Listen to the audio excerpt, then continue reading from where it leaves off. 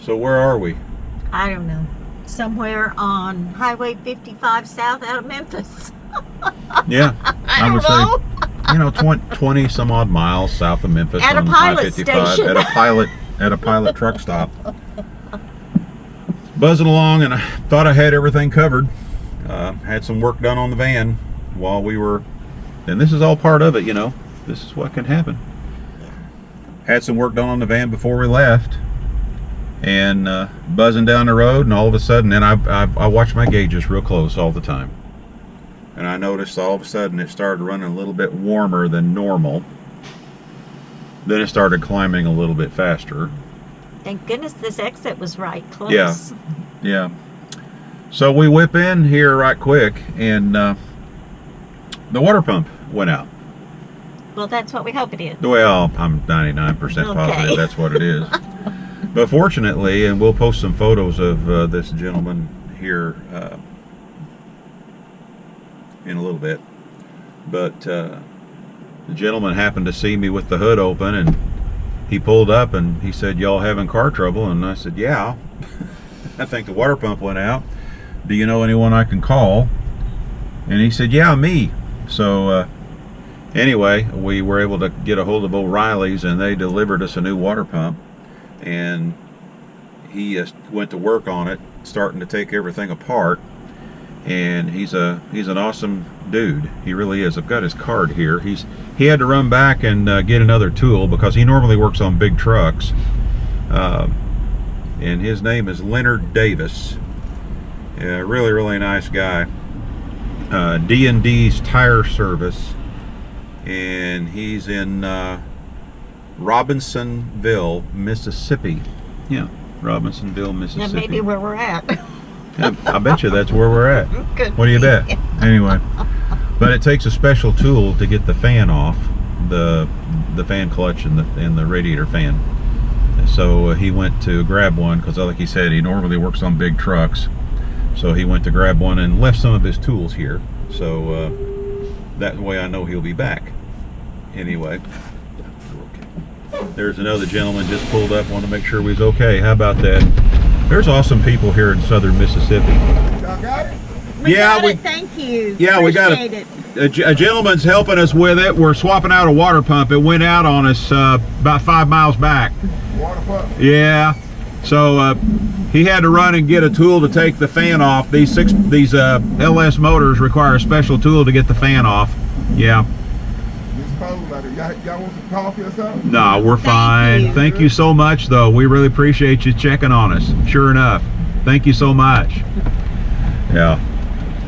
I love Mississippi. I really do. Awesome people here. But anyway, we just thought we would do this right quick, and we'll see how things go. The gentleman should be back here in a little bit with the other tool, and everything's all taken off except for that. And then once we get that fan off, we can get the pump off and put the new one on and zip and pour some antifreeze in it and get on down the road. And we don't have that much further to go to get to where we're going either. That's good. Yeah, we only got like 25 miles before we turn off of 55 to go to the next campground. So anyway, anything else you wish to add? Nope, it's just one of these No. things. Well, that was famous last words. All I know is that I texted the kids about 5 o'clock and said, we're putting antifreeze in now, we'll be leaving soon. We didn't leave till 8:45, 9 o'clock. Thereabouts. Oh my goodness. It was an experience, that was for sure. Oh, Yeah. wow. Anyway, yeah, at the time we thought, hey, hour and a half or so, we'll be back on the road, you know. But we ran into a few little issues while we were swapping the pump out. And Leonard, by the way, was fantastic. Leonard was wonderful. I'm surprised he stuck with it. It was cold. It was dark. He told us he was 70 years old. Yeah, he had just turned 70. What a miserable day. Oh, yeah, for everybody. Thank goodness for Leonard. Oh, if it hadn't have been for Leonard, we would have been in trouble. Now, I can swap out a water pump on it now, from now on, if I ever had to do this again. All I know is we had it all buttoned up, started the engine. Yep. And it heated up again. Yep. And Leonard come, he says, I don't know, maybe the new thermostat we put in Right. was faulty. That's the only thing we could think of. We went through everything to get the old water pump off, and then of course he had to stop for a little bit and run and get a tool to get the radiator fan off, because it takes a special tool, and really what it is just a big giant wrench. The way the fan goes on, instead of bolting on like on a small block Chevrolet, where you actually bolt it on with like 4 bolts that go around it onto the front pulley area, this one actually screws on with a big giant nut, and it's not really big and giant, but it takes a special size big wrench to get it off. And one of those will be in my toolbox from this point forward. So we had to run and get that. And then we ran into trouble when we were taking the bolts out. Someone had really, which they need to be gooped up a little bit, but someone had really put a lot of goop on the previous one on the bolts, and had a lot of trouble getting them to come loose from the block. Finally got it where we could get the pump off, but then there was so much sealant that they had put on the bolt threads itself that a few of the bolts we couldn't even get them out of the old pump so we could put them in the new pump. So in the process of trying to pop one of them out, trying to tap it out, it ruined that particular bolt. So then Leonard left for a little bit to go find some new replacement bolts. And we wondered if he would come back. Yeah, really, because by that time, gosh. you know, it was the main deal of getting the pump off and everything was a little bit of an issue, but it wasn't bad. But the thing that was so time consuming is the fact that we had to get the special tool to get the fan off. Now, Leonard normally works on big trucks, so we need to clarify that right quick. He had never really worked on this before, but he was just so kind. it was just so kind, and of course a lot of mechanicking has to do with common sense, with basic knowledge about certain things. So but he had to go get new bolts for the water pump, and first he went to O'Reilly's, then he went to AutoZone, and they didn't have the bolts, and finally he found replacement bolts at Napa. So he was gone for a while, and I was starting to get a little nervous about that. Yes. But he came back. Okay, his tools are still here, so I think he's coming back. So we get the new water pump on, and of course you have to take a lot of stuff off to get to the water pump. Then you have to put all this stuff back together. We fired up, and it started heating up. Just kept The climbing. temperature gauge It was went, like, you know. oh my goodness. So what in the heck? So By now it's getting really dark. yeah, it's starting to get dark, and it's getting late, and we're both tired because And it's raining. the It's starting simple to sprinkle. things had become major things because of the bolts and not being able to get out of the old water pump and stuff like that. This is like one of our worst nights Yeah, nightmares. right. You know. And there's a lot more to the story, folks. Yes, we we're wish not we had done. we wish we had more photos to show you, but unfortunately it was pitch black dark later and it wouldn't have worked. But let's get back to the pump. So all Leonard and I could think at the time, with the limited experience we had with the LS motor, was for some reason the new thermostat is stuck closed and it's not It opening. must not be working, It or they must sent not us be the working. wrong one. Well, we knew it was the right one. Okay. So the only thing we knew to do is take everything back off the front of the motor again and get clear down to the thermostat, pop the thermostat housing off, which now, see, a thermostat housing on the LS motor actually bolts down towards the bottom of the water pump, rather than the old small block Chevrolet motors where the thermostat is on the top of the engine block, on the next to the intake manifold, or on the intake manifold. So the thermostat is actually before it goes into the lower radiator hose, rather than the thermostat being at the top radiator hose like an old small block. So we had to take all this back apart to get back down to the thermostat housing on that. We replaced the thermostat, put it all back together, fired it up, and it's still heating up. Did the same thing again. Nope, and we're at our wits' end. At this point, I was thinking, okay, we're going to spend the night here at the pilot truck stop. Yeah, and in retrospect, we probably should have. Because yes. there's a lot more to the story. So anyway, finally, I called my buddy back in Arkansas that does all my mechanic work, and this was Sunday evening. No, it's Friday, Thursday. I've lost track of time. Friday. When was it Friday? It was Friday. I think it was Friday. Anyway. It was awful. So anyway, I finally called my buddy and I said, "Hey, we did everything. We poured coolant in it. It won't flow. It won't do this, won't do that." And he says, On the LS motor, you have to fill the block with coolant as well before you fire it up. And I said, really? And he says, yeah. He says, you know, and here again, it's because of where the thermostat is. He said, pull the upper radiator hose off of the radiator itself and use it like a funnel and pour coolant down that, and that will fill the block. And he said, then you will actually see coolant eventually start to come out through the top of the radiator again, right, you know, there where you hook the hose on. I said, you're kidding. And he said, yeah, then it'll work. And I said, man, I could have saved 2 hours just by calling you, you know, the first time this happened. But instead, we've busted it all the way down to this and back. Well, anyway, we did exactly what Rick said. And it worked. So there. So now it's 8:30, 8:45. Right, right. And Leonard was a champ. We cannot say, you know, he stood there, stuck it out with us. And of course, you saw in the original clip, you know, where the gentleman that pulled up beside us and wanted to make sure we was okay and offered to go get his coffee and stuff like that. That happened a couple of times. And by the way, I did mention that we were in southern Mississippi. We weren't. We were in northern Mississippi. We had just before that, not too many miles before that, crossed into the Mississippi at the Mississippi-Tennessee state line. But Mississippi folks are wonderful. That's all there is to it. They were certainly friendly. So anyway, yeah, you couldn't ask for nicer folks. And but we had other people walk by and say, "Are you okay?" and stuff like that. So it was really cool.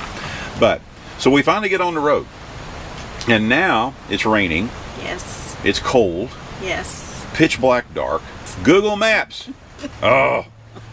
Anyway, but take us down to Batesville, Mississippi, and that's where they have us turning left on another highway, you know, to go to the campground. We were headed to Clear Creek Campground on Sardis Lake, which is near Oxford, Mississippi, is where we were going. So I'm buzzing along there, and I thought, man, this is a great road, you know, and the temperature gauge is perfect, you know, the motor's running perfect, everything is perfect. And then it says, okay, turn left on County Road such and such. So we turn left on County Road such and such. We go up a little bit, then it says turn right on County Road such and such. We turn right on County Road such and such. We go through this 3 or 4 times, you know. And each time we make a turn on the next county road gets worse. Gets worse and worse and worse. And finally she has us turn on to a dirt road. Was it a she? It is a she, isn't it? It is a she. And we were, I don't know, maybe a mile, and I kept thinking, this isn't right, this isn't right. It was a trail. I told Bill, I said, I think we need to stop. Yeah. Because a Corps of Engineer campground, when have we ever driven down a dirt road? Well, I mean, this wasn't just a dirt road. It was a trail. Really, a single one, like going back into the back pasture is what this was. And it was raining and muddy. Pitch black dark. And couldn't dark. See. And we were lost. Yeah. So finally, I decided, well, I got to try to back out of here. There was no place to turn around. So the only way I could see to try to back out was to have Deb stand in the rain with a flashlight back on the left rear corner of the trailer, so I could see the flashlight, and then try to back up and watch her as she's slowly walking back. Well, she couldn't even hardly see to walk backwards because it was so bad. And I kept having more and more trouble, and finally we just stopped, and we almost decided. I had visions. Just crawling in the trailer there. You know, no one else is going to be down this road. Nobody. No. I just want to go into my bed. We were on I'm serious, folks. We were on a trail. So finally I said, well, the only thing I know to do is to try to go forward a little bit, and maybe we'll find a wider spot where maybe we can get this thing turned around, because we sure ain't going to be able to see to back up and back out.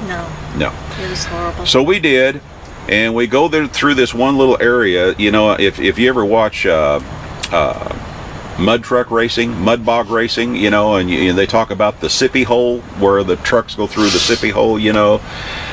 Well, we went through an area that was... It wasn't that deep. It wasn't that deep, but it was, you know, for our setup, that was like going through the sippy hole. But we got through it, and after we got through that and got up there a little bit, we found a spot where the road ended. You know, back and forth. It was a little bit wider spot where we could get turned around, and it took us several back and forth, you know, and I had to get out of the van several times to look and see where I was, you know, while Deb was trying to direct me. But finally, I would say 30 minutes of just going back and Probably. forth in the pitch black dark, in the rain, in the at cold. 10 o'clock at night. Yes. Or later. Or later. Finally, we got it turned around. Now I got to get back through the sippy hole. Now, how do we find our way out of Yeah, here? but I do get through the sippy hole, and as I was going through the sippy hole, I could feel that there was something under the water, under the mud, you know, that was, but because I felt like the trailer jerking on me, saying, you know, I don't want to go over this or whatever, and I have no idea what was there. But we get back to pavement, and all of a sudden Google Maps come up with a alternate route. Well, our original plan was I was going to try to get Google Maps to come up on my phone and just get back to a town. Yeah. But all of a sudden he picked up and said, Yeah. you know. And so I followed it, and guess what? All of a sudden we're on a paved road all the way, and we do eventually end up at the campground. All of a sudden, yeah. And it took, I was driving real slow, maybe 10 miles an hour, because couldn't see. No. You know. Here again, the roads were super dark. It was raining. Right. Finally, I pull into the campground and I roll down my window, even though it's raining, because it'll be easier for me to see the numbers on the sides, because you know there's very little lighting inside the campground. And when I roll down my window, I hear this plop, plop, plop, plop, plop, plop, plop, plop, plop, plop, plop. So I get out right quick and look, and the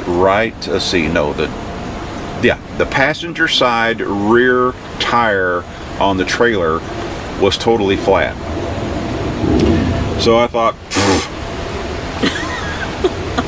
I ain't gonna worry about this tonight. Well, changing no flat tire at this point. So we go ahead and stumble on into the campground, and we find our site, and we back in, and of course it was still pitch black dark and real hard to see, but we finally got it in where we could say, hey, that's it. Halfway level, we're done. Yep. We didn't bother to unhook or nothing. We just simply hooked up the power and water. Went ahead and did that too while we were there. I mean, it didn't take that much longer to do that. It was raining and everything and cold, but it wasn't cold. It was just cold because it was raining. So we just crawl in and go to sleep. By this time I sent the kids a text, and my text said it was 11:45. Yeah. We finally made it. We've got electric and water hooked up. We're going to bed. Yep. And I wish we had photos of this. We could show you all this. Been awesome. It would have been awesome, but it was pitch black dark, and we were so frustrated. We're laughing about it now, but we weren't laughing that night. I'll tell you that for sure. No. But it was an experience for sure. Got up the next morning, assessed the damage on the tire, made me a little bit of a ramp out of my Camco leveling blocks, and pulled the trailer up on that on the good tire so I could lift the other tire. Got it off, put the new tire on, and we couldn't find any spot on the tire anywhere where there was any damage, other than the fact that I probably drove it flat for 5 miles or so, you know, and so that damage was there, but there was no holes in the tire, you know, nothing like that at all. So anyway, all I can figure is possibly what happened is as we were jackknifing it back and forth, and I had to really cut it tight a couple times, might have snagged the tire on something, and it might have pulled it off the rim and caused it to dump air, and I ended up driving it out of there, you know, with it flat. That's the only thing I can think of. It was pitch black dark, don't know, but that's the only thing I can think of at the time, right now. So the next day we do that, then we go ahead and get the trailer all leveled up and all set up right, which didn't take very long at all. And the campground itself, let's talk a little bit about the campground right quick. The campground at Clear Creek was a nice camp, yes, very it was. Quiet. Yes. Well, especially this time of year, you know. You know, I think there was one other person camping there. Yeah. We was in the woods. It was just a very nice little campground. Yeah. Believe me, we were grateful to get there that night. That campground is absolutely, I'm certain that it's going to be absolutely beautiful in the spring and summer. It's just absolutely gorgeous. We stayed there 2 days because that was just our stopping off point to get to this campground, which we'll talk about in another video. Right. But, wow, we faced some of our worst nightmares. Yeah, we did. We broke down on the road, which we've been trying to avoid by, you know, dealing with things before they happen. the special And we tool. learned that from now on we might want to carry just a little bit of water in our holding tank, and Yeah. we might want to just be able to climb in and go to, because if we Exactly. had stayed at the pilot station that night, Yeah, it would have been much better we the would next not day. have avoided that getting lost thing after dark. Right. And anyway, But anyway, the thing about it is that, well, we drove in the next day. I need to go, and we drove into Oxford, Mississippi the next day. And by the way, Oxford, Mississippi is a beautiful town. it is a beautiful Oh town. man, it was. I wish I would have thought to get photos of that while I was in there, but I was on a mission. We were on tunnel vision. We were tired. We were still tired. We didn't sleep that good that night before, and we woke up earlier because we were still thinking about everything, and I wanted to get everything all set up, but get it all straightened out. But we drove into Oxford, found a tire shop, bought a brand new tire. So we've got a brand new tire for a spare now, and so we're back up there. All the other tires are good. All the tires on the van are good. Everything is good, and everything worked out well. And the only thing that I can think of, the only thing that's reassuring to me at all through this whole ordeal was the fact that we had each other, and as long as we've got each other, And we're good. we're gonna be fine. One way or another, we'll be fine. But from now on, if anything like this happens again, and we happen to be sitting at a truck stop, We're just staying. I'm just gonna crawl in and curl up and address it the And next we'll morning. deal with it tomorrow morning. Which is what we should have done. Yes, in Which was what we retrospect. should have done. But anyway, right now we are at all we're going to say is we're in Alabama now, and the run we made from Clear Creek Campground in Oxford, Mississippi down to this was perfect. The temperature gauge, perfect. I'm a little paranoid now, so I'm constantly checking to make sure there's no leaks or anything, and there's nothing. No leaks, no nothing. Still smells like antifreeze. Well, that's because we dumped so much antifreeze. And by the way, we had to buy extra antifreeze because we kept gurgling it out. We were trying to figure out why it wouldn't go ahead and take it. But all those things was a learning experience, and if that was to ever happen to me again, I know exactly what I need to do, and I could probably swap out a water pump now in an hour and a half or so on that. Let's hope that never happens. Let's hope it never happens, but I'll be prepared, more prepared next time, that's for sure. And I can't say enough about O'Reilly's. I called up O'Reilly's, and they delivered the parts to me at the truck stop. Yeah, I was so surprised. Yeah. And that was such an awesome thing. And actually they made 2 trips. Yes. Yes, Yeah, because they made 2 trips. we bought the water pump and some antifreeze. Mm-hmm. And then as Leonard was tearing this all apart, he said, "You got a new thermostat, right?" And Bill said, "No." He So- says, "Well, we might as well replace that while we're in here." Yeah. Which we ended up putting the old one back in because we thought the new one was bad, and now we know that the new one was actually Yeah. good. So we have one. So, but we have it. But We have one. O'Reilly's was there. It didn't take them very long at all. No, they weren't deliver. very far from us at all. That was Yeah. amazing to me. Yeah. I mean, the So- whole thing could have been so much worse. Anyway, So much worse. I guess what we'll do you have the expenses so far to this point? Can you pull them up right quick so we can do that right quick? Because this is part of the expenses. So far, we have spent $675.58. 383 of that was car repairs. Right. Yeah. Yeah, we paid Leonard $150 for his help, and then the parts and everything was the rest of that, 300 and what? $383.52. And that includes the new tire.